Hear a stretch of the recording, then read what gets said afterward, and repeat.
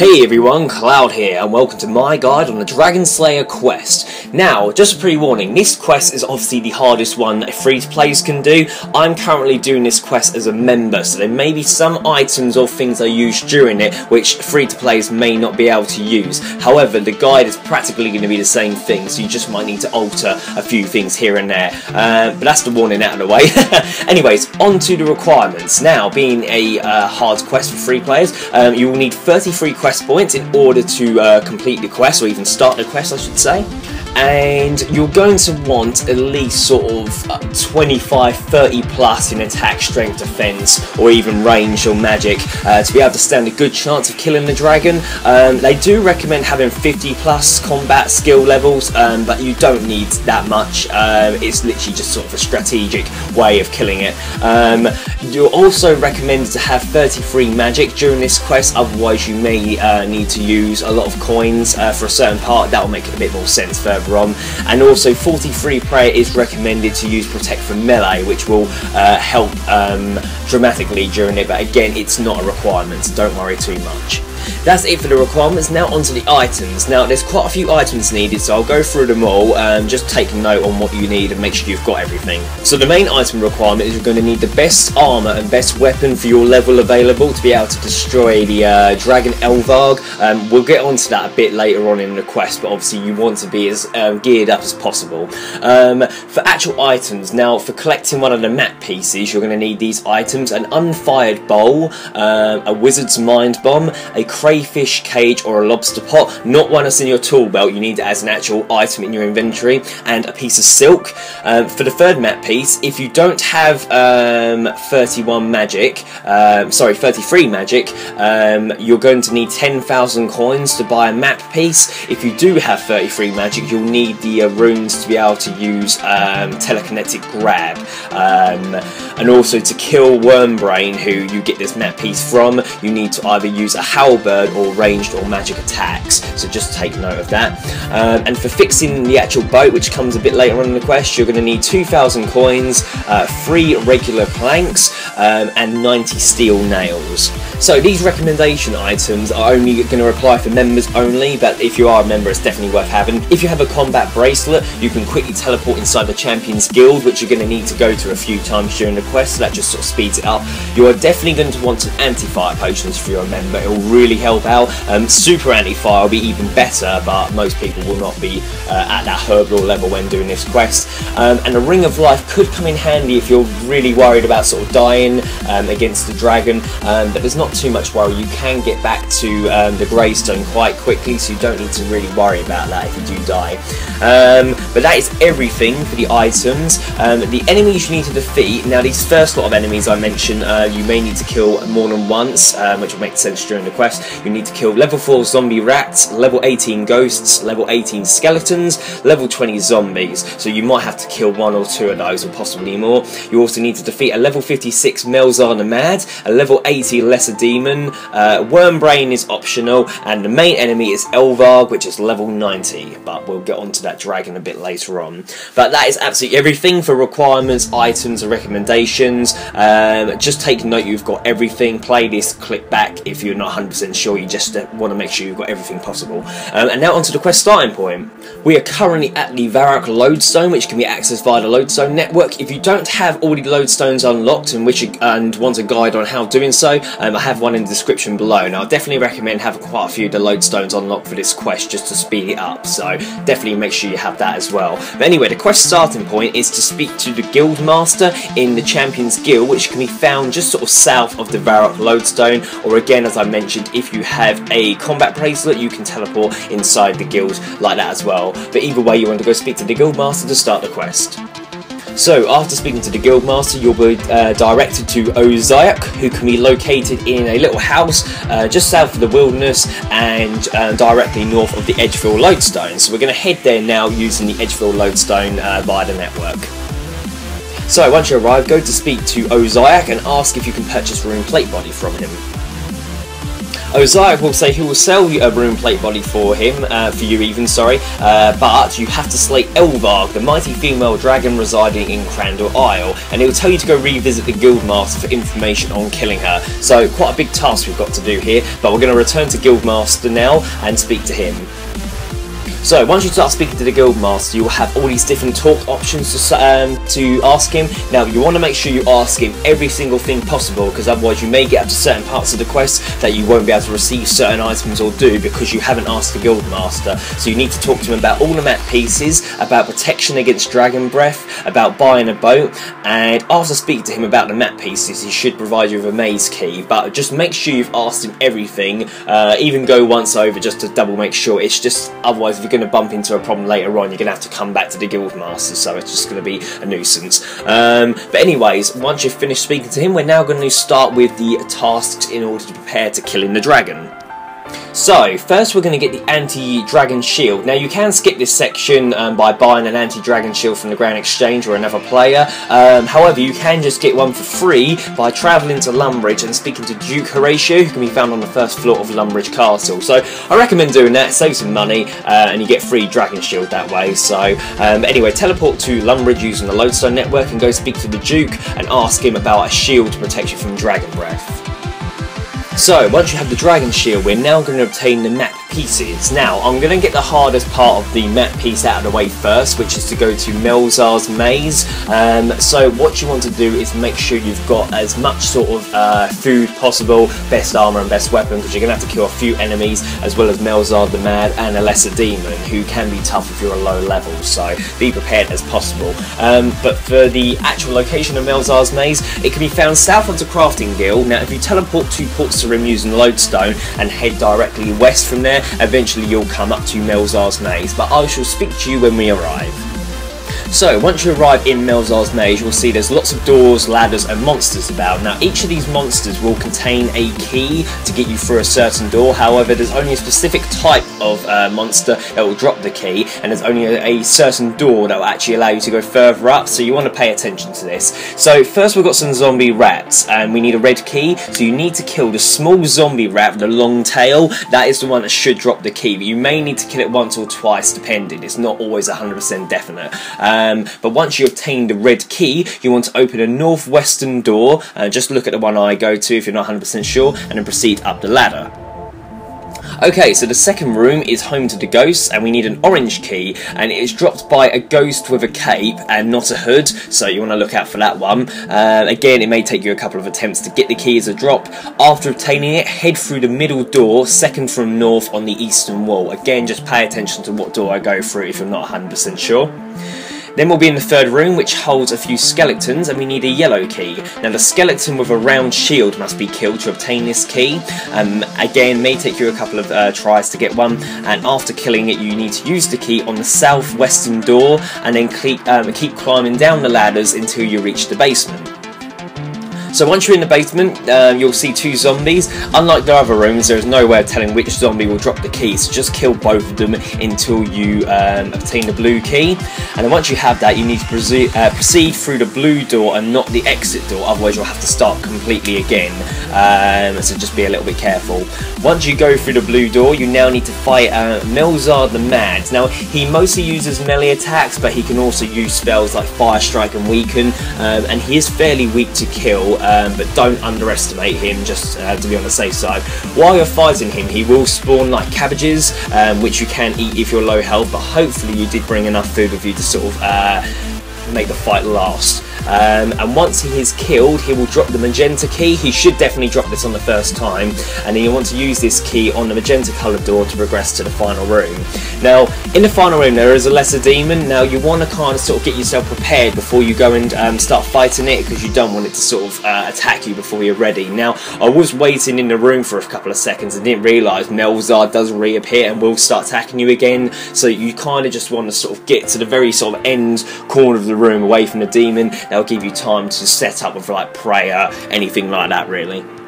Now, if you're a low level like I am, the Lesser Demon will be quite tricky to kill, so I definitely recommend using as much prayer as you can, like to boost your attack, strength, and defense, and also certain abilities that will stun the demon. Keep using those and just inflicting as much damage on it as possible. Don't let your health fall sort of below 150 to 200, I would say, just in case it tries to one-hit KO you. But if you leave the foods until you're as low health as possible, it kind of gives you more time to keep inflicting hits upon him. As soon as the Lesser Demon is killed, you want to go and search the nearby, you want to open the door from the key that it drops, and then there'll be a nearby chest which will contain one of the map pieces. Once you have that map piece in your inventory, we're going to go and obtain the next one, which is actually the one we've been speaking about at the beginning, where you need either telekinetic grab or 10k coins. Either way, we're going to head to the Ports Rim Lodestone again, as the location we're going to is the jail located just south of there. So I'll speak to you once we arrive. So, once you arrive in the Ports Rim jail, you'll see Wormbrain. Speak to him, who admits stealing the map from a frail woman, and he got caught trying to escape. Now, there are either two ways to obtain this map piece. You either beat up Wormbrain using mage or ranged attacks and use telekinetic grab on the map piece. However, you need 33 magic in order to do this. I didn't have this at the current time, so unfortunately I had to pay 10k coins for the map piece, which really isn't that much these days. 10k, you should be able to afford that without making yourself bankrupt, but it is required. You need this map piece to finish the quest. So either way, once you obtain the map piece from him, we just have one more left to collect.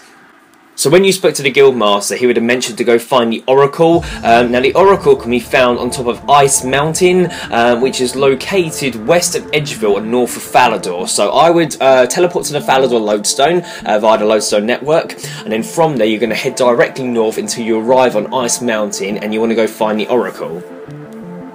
Once you find the Oracle, speak to her and she'll give you a riddle. Now, the riddle is basically telling you what items you need to be able to get in this room, which contains the last map piece. Now, we already know what the items are: an unfired bowl, a wizard's mind bomb, a lobster pot or a crayfish cage, and a piece of silk. So, once you have all these items in your inventory, you want to go down to where the Dwarven Mine is. So, if you just go down Ice Mountain where the dwarfs are, climb down that ladder, and then once you're inside the mine, you want to go sort of to the very northeast part of the mine, and you'll see there's a magical door which has got all like these vines over, and you need to use the items in the following order.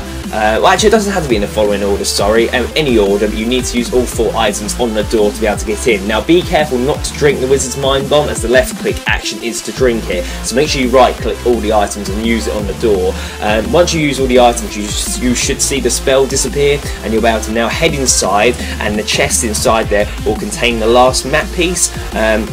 You also receive a note regarding it as well, but now we have all 3 map pieces, we can combine it together to make the overall map. So that's it, another main part out of the way. So next we need to go acquire a ship ready to arrive to Crandor.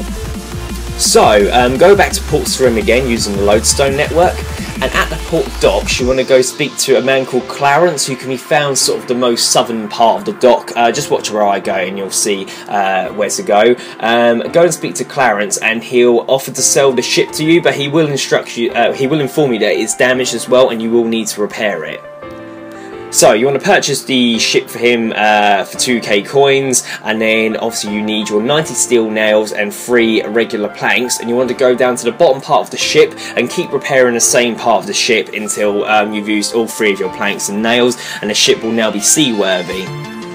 The only thing we need now is a sailor to be able to take us to Crandor. So we need to go ahead to Draenor Village. You can get there using the Lodestone network again. And once you arrive, you want to go speak to Ned. He is in the house with the green achievement diary, achievement tasks icon on the map. Just again, watch where I'm going. Go speak to Ned and ask him if he'll sell you to Crandor, and for his old age he will agree, and he'll tell you that he'll meet you on your ship in Ports Rim. So now is the time we need to prepare to fight Elvarg. Now, this is the part of the quest where you are going to need the best armour and weapon you can possibly get, as much food as you can. If you're a member, you can use things like potions to boost your attack, strength, defense, which I definitely recommend. Also, if you are a member, make sure you have an anti-fire potion, which you can buy from the Grand Exchange. It's really going to help out. Elvar can do up to 1200 life points of damage if you're not using an anti-dragon shield. If you use the anti-dragon shield, it will half the amount it does on you, and then if you're a member, if you have the anti-fire potion as well as the shield, it will completely nullify the fire attack, so you only then got to worry about her melee, which is definitely what I recommend doing if you're a member. Unfortunately, if you're a non-member, you're going to just have to do the best you can. You're probably going to need to be a lot higher sort of combat level than you would be if you was a member to be able to kill it, but it can be done. It just needs to be extra careful. But anyway, get all your equipment and that set up, and I shall speak to you when you're ready. So, once you have everything ready to kill Elvarg, we're going to head back to the ship that we repaired, and if you go on then, Ned will be waiting for you. Speak to him and tell him you're ready to head to Crandor, and a cutscene will take place.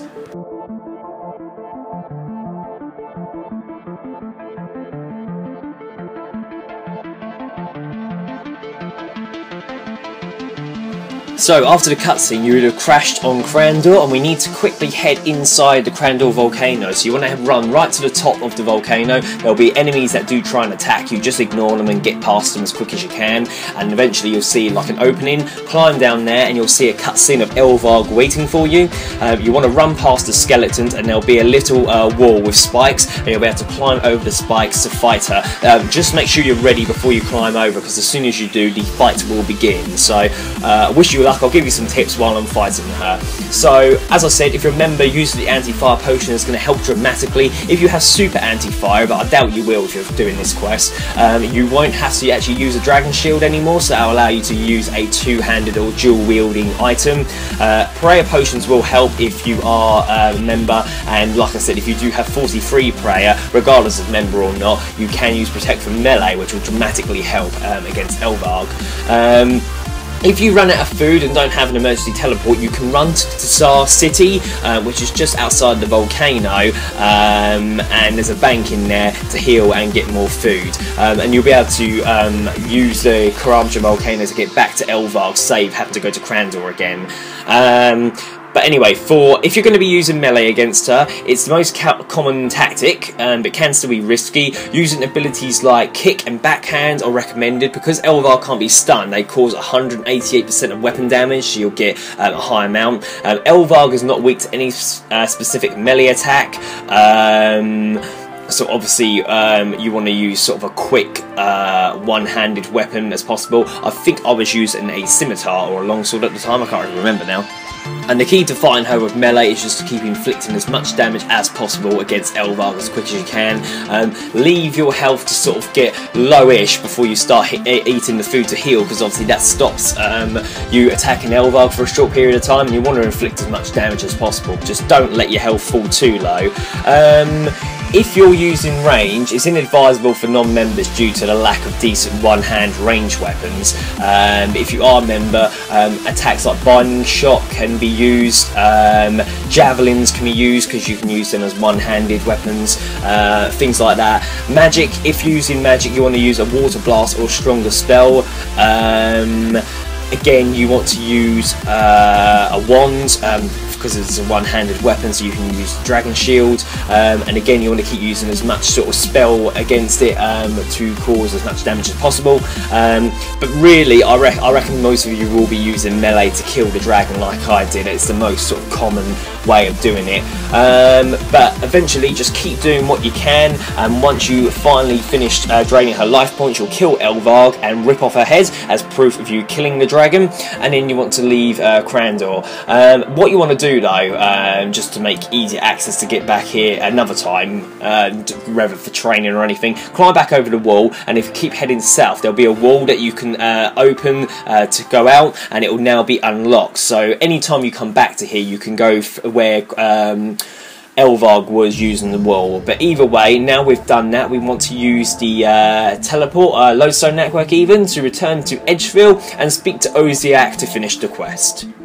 So, after showing the head to Oziak, he'll be most pleased that you've killed Elvarg and will congratulate you, and you had completed the quest, and it will come up with congratulations, you have completed the Dragon Slayer quest. You're awarded 2 quest points, the ability to equip a rune plate body, blue dragonhide body and batwing torso, 18,650 strength and defense experience, access to all of Crandall Island, an anti-dragon shield, a maze key giving access to Melzar's maze, access to the Dragon Crest on the Herald Capes, and 2 spins on the Squeal of Fortune or Treasure Hunter keys. So yeah, a very challenging quest, especially for non-members, and even for members. This is the first sort of main quest that will be sort of your milestone. Once you've got this quest out of the way, you'll be ready for harder quests. There's a lot more of those to come. Obviously, it's a very long quest to complete this. Hopefully you shouldn't die. You just got to be very careful while fighting Elvarg, but the rewards are pretty awesome. Obviously, the main one is you're now able to wear rune plate body and other armors as well, but also the experience you get from it will dramatically increase your levels, so that will save you a lot of time training, and also this quest is required for an awful lot of other tasks and quests as well, so it's definitely one you want to get done sooner rather than later. I don't think you'll run into any problems with this quest. Obviously, the fight is going to be probably the most challenging bit of it. I can sort of help you out if you need advice, but if you get stuck regardless, leave a comment in the comment section below, and I'll help you out as best I can. But thank you very much for watching. Please make sure you like, favourite, comment, subscribe, and don't forget to share with your friends. Cheers, guys. Bye.